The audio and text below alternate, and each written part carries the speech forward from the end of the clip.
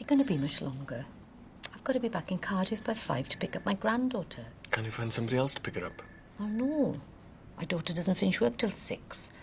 You know how expensive childcare is. Have you read Plaid Cymru's poem? Have you seen what's happening in Scotland? I haven't got time for this. I thought Wales was sorted. Olive, please, don't mention Plaid Cymru. It'll only make him angry. I've got to go. When he calls, put him straight through to me. I trust I wasn't interrupting anything. Actually, we were talking about affordable childcare in Wales. Don't you read the papers? Our childcare initiative is going to be one of our greatest achievements.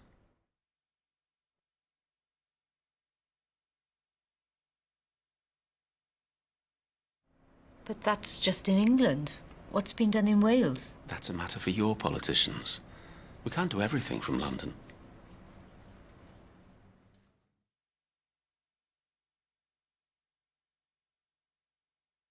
What's the response of the business community in Wales to the Chancellor's tax cuts? Well, the smaller companies aren't too happy.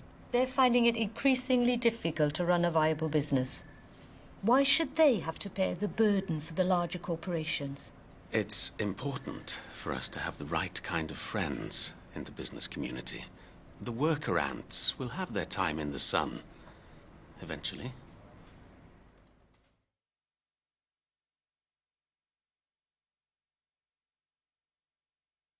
How's the threat of Tory rule going down in Wales? Maggie still casting her shadow?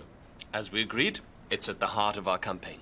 But the people of Wales know it's just scaremongering because we've run out of ideas. The people of Wales want reassurances, not ideas.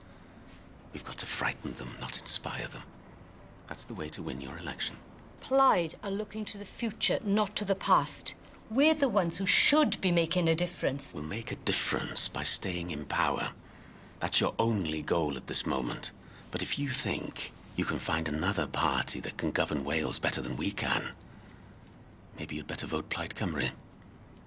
Wait a minute. It's the next Prime Minister. Chancellor, how are you?